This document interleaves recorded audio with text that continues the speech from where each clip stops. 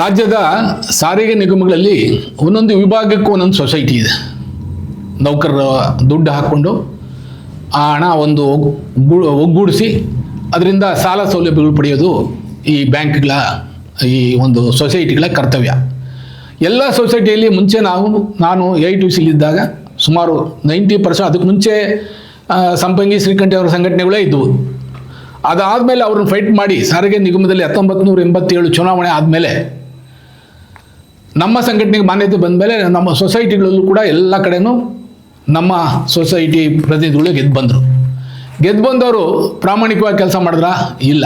ಉದಾಹರಣೆಗೆ ಬೆಂಗಳೂರಿನ ಒಂದು ಸೊಸೈಟಿ ಸುಮಾರು ಕೋಟ್ಯಾಂತರ ರೂಪಾಯಿ 2,600 ಕೋಟಿ ಇದೆ ಬಂಡವಾಳ. 4 ಲಕ್ಷದಿಂದ 5 ಲಕ್ಷ ಸಾಲ ಕೊಡ್ತಾರೆ ಭಾಳ ಕಡಿಮೆ ಬಡ್ಡಿಗೆ. ಅಂಥ ಒಂದು ಸೊಸೈಟಿಲಿ ವೇಕೆನ್ಸಿ ಮಾಡಿದ್ರು. ಅಲ್ಲಿ ವೇಕೆನ್ಸಿ ಇಲ್ಲದಿದ್ರು ಕೂಡ 39 ಜನ ನೌಕರರ ವೇಕೆನ್ಸಿ ಮಾಡಿ ಅಲ್ಲಿ ಏನು ಡೈರೆಕ್ಟರ್ಗಳಿದ್ದಾರೆ 20 ಜನ ಇದ್ದರು, ಅವರ ಕುಟುಂಬದ ಸದಸ್ಯರೇ. ಆ ಬೈಲ ಏನು ಹೇಳುತ್ತೆ, ಅಲ್ಲಿರ್ತಕ್ಕಂಥ ಏನು ನಿರ್ದೇಶಕರಿದ್ದಾರೆ ಅವರ ರಿಲೇಷನ್ಸ್, ಅಂದರೆ ತಂಗಿ, ತಮ್ಮ, ಮಗಳು ಅವರಿಗೆ ಕೆಲಸ ಕೊಡಬಾರ್ದು ಅಂಥೇಳಿ ಇದೆ. ಆದರೆ ಅವ್ರನ್ನೇ ನೇಮಕ ಮಾಡ್ಕೊಂಡಿದ್ದಾರೆ. ಹೇಗೆ ಓಪನಾಗಿ ಕಾಲ್ ಫಾರ್ ಮಾಡಿ ಒಂದು 1000 ಅರ್ಜಿಗಳು ಬಂದು ಒಂದೊಂದು ಅರ್ಜಿಗೆ 100-300 ಚಾರ್ಜ್ ಮಾಡಿದರು. ಅದು ಬಂದಮೇಲೆ ಎಕ್ಸಾಮ್ ಅಂತ ಮಾಡಿದ್ರು. ಇವರು 39 ಜನ ಮಾತ್ರ ಸೆಲೆಕ್ಟ್ ಆದ್ರು, ಅದರಲ್ಲಿ ಪಾಸ್ ಆದರು, ಉಳಿದವರೆಲ್ಲ ಫೈಲ್. ಅಂದರೆ ಇದು ಅಕ್ರಮ ಅನ್ನೋದು 100ಕ್ಕೆ 100 ಸಾಬೀತಾಯಿತು. ಆದರೆ ಏನೂ ಆಗಿಲ್ಲ. ಈಗ ಬೇರೆ ಹೊಸದಾಗಿ ಬಂದಂಥ ಬದಲಾವಣೆ ಜಗದ ನಿಯಮ ಅಂತಾರೆ, ಹಾಗೆ ಬದಲಾವಣೆ ಮಾಡಿದ್ರು ನೌಕರರು. ಅಧಿಕಾರಕ್ಕೆ ಬಂದವರು ಕೂಡ ಅದನ್ನು ಪರಿಶೀಲನೆ ಮಾಡಿ ಅವ್ರ ಮೇಲೆ ಕ್ರಮ ತಗೋತೀವಿ ಅಂತ ಹೇಳಿದ್ರು. ಅದು ಇದುವರೆಗೂ ಏನೂ ಆಗಿಲ್ಲ. ಕೇಳಿದ್ರೆ ವಿಚಾರಣೆ ನಡೀತಿದೆ, ಎನ್ಕ್ವೈರಿ ಆಗ್ತಿದೆ, ನಿವೃತ್ತ ಒಬ್ಬ ವಕೀಲರಿಂದ ನಾವು ನಿವೃತ್ತ ನ್ಯಾಯಾಧೀಶರಿಂದ ತನಿಖೆ ಮಾಡಿಸ್ತಿದ್ದೀವಿ ಅಂತ ಹೇಳ್ತಾರೆ. ಆದರೆ ನನಗೆ ಅನ್ನಿಸ್ತು ಏನು ಅಂಥ ಬದಲಾವಣೆಗಳು ಏನೂ ಕಾಣ್ತಾ ಇಲ್ಲ. ಗೆದ್ದರೂ ಕೂಡ ಬೇರೆಯವರು ಅಲ್ಲಿ ಮಾಡ್ತಕ್ಕಂಥ ಅವ್ಯವಹಾರಗಳು ಅದನ್ನು ತಪ್ಪಿಸಿ ವ್ಯವಸ್ಥಿತವಾಗಿ ನೌಕರಿಗೆ ಅನುಕೂಲ ಮಾಡಿಕೊಳ್ಳೋಂಥ ಕೆಲಸಗಳು ಕಣ್ಣಿಗೆ ಕಾಣೋವಾಗಿ ಏನೂ ಕಾಣ್ತಾ ಇಲ್ಲ. ಎಲ್ಲ ಸೊಸೈಟಿಗಳಲ್ಲೂ ಅದೇ ರೀತಿ ನಡೀತಾ ಇದೆ. ಮುಂದಿನ ಚುನಾವಣೆಯಲ್ಲಿ ಅವ್ರನ್ನ ಸೋಲಿಸಿ ಇನ್ನೊಬ್ಬರನ್ನ ತರ್ತಾರೆ. ಯಾಕೆ ಚುನಾವಣೆ ಇರೋದ್ರಿಂದ. ಚುನಾವಣೆ ಇಲ್ಲದೇ ಅವರೇ ಮುಂದುವರಿಬೇಕು ಅಂತ ತೀರ್ಮಾನ ಮಾಡಿದ್ರೆ ಅವ್ರನ್ನ ಬದಲಾವಣೆ ಮಾಡೋಕ್ಕೆ ಆಗಲ್ಲ. ಲೈಫ್ ಲಾಂಗ್ ಅವರೇ ಸಾಯೋವರೆಗೂ ಪದಾಧಿಕಾರಿಗಳಾಗಿರ್ತಾರೆ. ಉದಾಹರಣೆಗೆ ನಮ್ಮ ಸಂಘಟನೆಯಲ್ಲಿ ನಾನು ಹೇಳ್ತಾ ಇದ್ದೆ ನಮ್ಮವ್ರಿಗೆ, ನಮ್ಮ ಸಹೋದ್ಯೋಗಿಗಳಿಗೆ, ನೋಡಪ್ಪ ನಮಗೂ ವಯಸ್ಸಾಯಿತು, ನಾವು ನಿವೃತ್ತಿ ತಗೋತೀವಿ, ನೀವು ಜವಾಬ್ದಾರಿ ತಗೊಳ್ಳಿ ಅಂತ ಹೇಳಿದ್ದೀವಿ. ಅವರೇ ಬರೋಲ್ಲ. ನಾವು ಸ್ವಲ್ಪ ದಿನದಲ್ಲೇ ಸಂಪೂರ್ಣ ನಿವೃತ್ತಿ ತಗೋತೀವಿ. ನಾವೇ ರಿಟೈರ್ಮೆಂಟ್ ತೊಗೊಂಡ್ರೆ ಆವಾಗ ಅವ್ರು ಬೇರೆಯವ್ರು ತಗೋತಾರೆ. ಆದರೆ ಬೇರೆಯವ್ರು ಹಂಗಲ್ಲ, ಅವರು ಸಾಯೋವರೆಗೂ ಅವರೇ ಇರಬೇಕು ಅಂತಾರೆ. ಇರಲಿ, ನಾವು ಬೇಡ ಅಂತ ಹೇಳಲ್ಲ. ಯಾಕಂದರೆ ಅವರಿಗೆ ಅಧಿಕಾರ ಇದೆ, ಜವಾಬ್ದಾರಿ ಇದ್ದರೆ ಬೇರೆಯವರಿಗೆ ಜವಾಬ್ದಾರಿ ಕೊಟ್ಟು ಅವರು ವಿಶ್ರಾಂತಿ ತೊಗೋಬೋದು. ಅದು ತೊಗೊಳ್ಳಲ್ಲ. ಆ ಥರ ಮನುಷ್ಯರಲ್ಲ ಕೆಲವರು. ನಮ್ಗೆ ಆ ಥರ ಇಷ್ಟ ಇಲ್ಲ. ನಾನು ಆಗಲೇ ಎಲ್ಲ ನಮ್ಮ ಪದಾಧಿಕಾರಿಗಳಿಗೂ ಹೇಳಿದ್ವಿ, ಬೇರೆಯವ್ರಿಗೂ ಕೂಡ ತಿಳಿಸಿದ್ವಿ. ನಾವು ಕೆಲವೇ ತಿಂಗಳುಗಳಲ್ಲೇ ನಾನು ನಿವೃತ್ತಿ ಪಡೆದು ವಿಶ್ರಾಂತಿ ಜೀವನಕ್ಕೆ ಹೋಗ್ತೀವಪ್ಪ ಅಂತ ಕೂಡ ಹೇಳಿದ್ವಿ. ಆದರೆ ಏನೇ ಆದರೂ ವಿಶ್ರಾಂತಿ ಇದ್ದರೂ ಕೂಡ ಈ ಅನ್ಯಾಯಗಳು, ಅಕ್ರಮಗಳು ನೋಡಿದಾಗ ವಿಶ್ರಾಂತಿ ತಗೋಬೇಕು ಅನಿಸ್ತಾ ಇಲ್ಲ. ಶಕ್ತಿ ಇರೋವರೆಗೂ ಆ ಅನ್ಯಾಯ, ಅಕ್ರಮಗಳ ವಿರುದ್ಧ ಹೋರಾಟ ಮಾಡಬೇಕು ಅನ್ನೋದು ಅದು ಛಲ ಬರ್ತದೆ. ಕೆಲವರು ಹೇಳ್ತಾರೆ, ನೀವು ಹುಟ್ಟು ಹೋರಾಟಗಾರರು ನೀವು ಅಂತ ನಮ್ಮನ್ನು ಛೇಡಿಸ್ತಾರೆ.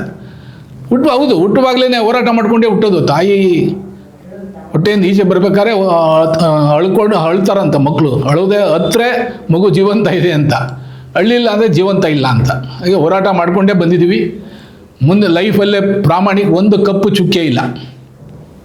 ಯಾರು ನಮ್ಮ ಶತ್ರುಗಳು ಕೂಡ ಇವನು ಇಂಥ ಭ್ರಷ್ಟಾಚಾರ ಮಾಡಿದ್ದಾನೆ ಅಂತ ಹೇಳೋಕ್ಕಾಗಲ್ಲ. ಯಾಕೆ ಇಲ್ಲ, ಸಾಕ್ಷಿ ಪುರಾವೆಗಳು ಏನೂ ಇಲ್ಲ. ಅಂಥ ಒಂದು ವ್ಯವಸ್ಥೆಯಲ್ಲಿ ನಾವು ಬಂದಿದ್ದೀವಿ.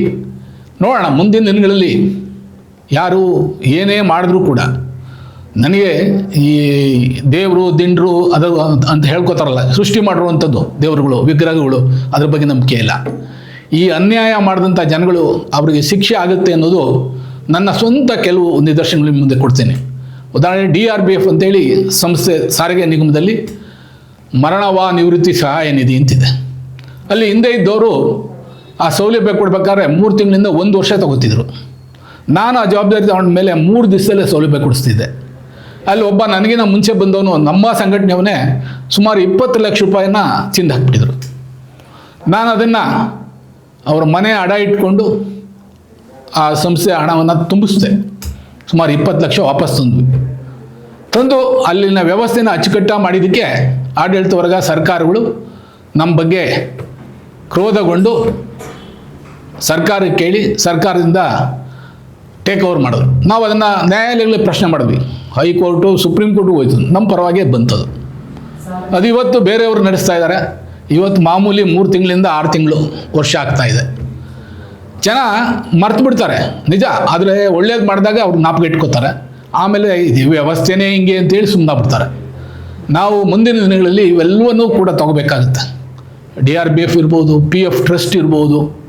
ಟ್ರಸ್ಟ್ಗಳಲ್ಲಂತೂ PF ಅಲ್ಲಿ ಅರ್ಜಿ ಹಾಕಿದ್ರೂ ಕೂಡ 1 ತಿಂಗಳು 2 ತಿಂಗಳು 3 ತಿಂಗಳಾದರೂ ಇಲ್ಲ. ಇವತ್ತು ಸುಮಾರು 3,000 ಕೋಟಿಯಷ್ಟು ಹಣನ ಟ್ರಸ್ಟಿಗೆ ಕಟ್ಟಿಲ್ಲ. ಯಾಕೆ? ಹಣಕಾಸಿನ ಕೊರತೆ ಅಂತ ಹೇಳಿದ್ರು. ಅಲ್ಲಿ ಟ್ರಸ್ಟಿ ಆಗಿರೋರು ಏನು ಮಾಡ್ತಿದ್ದಾರೆ? ನಿದ್ದೆ ಮಾಡ್ತಿದ್ದಾರೆ. ಈಗ ಸಂಸ್ಥೆಗಳಲ್ಲಿ ನೋಡ್ತೀವಿ, ಕೆಲವರು ಅಪಪ್ರಚಾರ ಹೆಂಗೆ ಮಾಡ್ತಾರೆ ಅಂದರೆ, ನಾವು ಮಾಡಿಸ್ಬಿಡ್ತಿದ್ವಿ, ಇವರು ಅಡ್ಡ ಬಂದುಬಿಟ್ರು.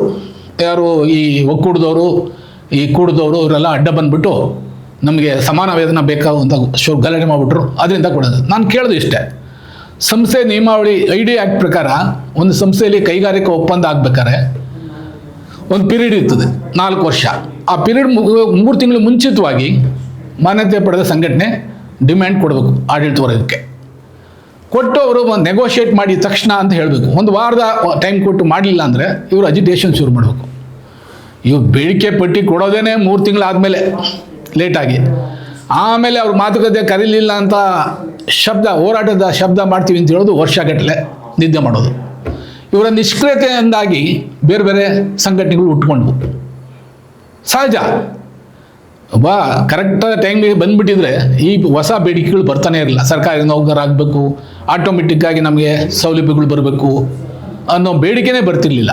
ಆದರೆ ಇವತ್ತು ಸಾರಿಗೆ ನಿಗಮದಲ್ಲಿ ಎಲ್ಲ ನೌಕರರು ಒಂದೇ ಬೇಡಿಕೆ ಇದೆ, ನಮಗೆ ಸರ್ಕಾರಿ ನೌಕರಿಗೆ ಏನೇನು ಸೌಲಭ್ಯ ಇದೆಯೋ ಅದು ನಮಗೂ ಬರಬೇಕು ಅಂತ.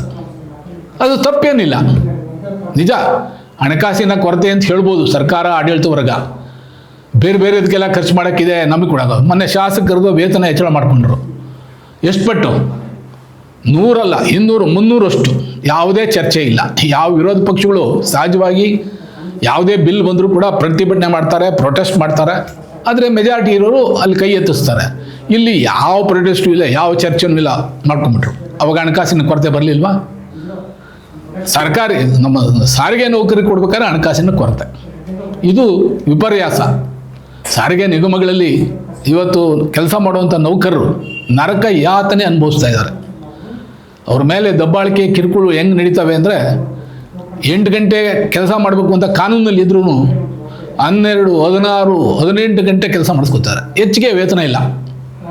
8 ಗಂಟೆ ಮೇಲೆ ಕೆಲಸ ಮಾಡಿದ್ರೆ OT ಕೊಡಬೇಕು ಅಂತ ಕಾನೂನು ಇದೆ. ಅದನ್ನೆಲ್ಲ ಗಾಳಿಗೆ ತುರಿದ್ದಾರೆ. ಫಾರಮ್ ನಂಬರ್ 4 ಅಂತೂ ಅಲ್ಲಿ ಬಾರ್ ಡ್ಯೂಟಿ ಅಂತ ಹಾಕಿದ್ದಾರೆ. ಯಾರನ್ನ ಕೇಳಿದ್ರೆ ಬಾರ್ ಡ್ಯೂಟಿ ಅಂದರೆ ಈ ಕೆಲವರು ಹೇಳ್ತಾರಲ್ಲ ಎಣ್ಣೆ ಅಂತ ಬಾರಲ್ಲ ಅದು. ಇವತ್ತು ಸಂಜೆ 6 ಗಂಟೆಗೆ ಇದ್ದರೆ ನಾಳೆ ನಾಡಿದ್ದು 6 ಗಂಟೆಗೆ ಇಳಿಯೋದು ಅಂತ ದಬ್ಬಾಳಿಕೆ ಕಿರುಕುಳಿದೆ. ಇದ್ರ ಬಗ್ಗೆ ಎಲ್ಲ ಮುಂದಿನ ದಿನಗಳಲ್ಲಿ ನೌಕರರು ಎಚ್ಚೆತ್ತುಕೊಂಡು ಒಂದು ಹೋರಾಟಕ್ಕೆ ಇಳಿಯುವಂಥ ಪರಿಸ್ಥಿತಿ ನಿರ್ಮಾಣ ಮಾಡೋದು ನಮ್ಮ ನೌಕರರ ಒಕ್ಕೂಟಕ್ಕೆ ಇದೆ ಅಂತ ಹೇಳಿ ನಾನು ನನ್ನ ಮಾತನ್ನು ಮುಗಿಸ್ತೀನಿ. ನಮಸ್ಕಾರ.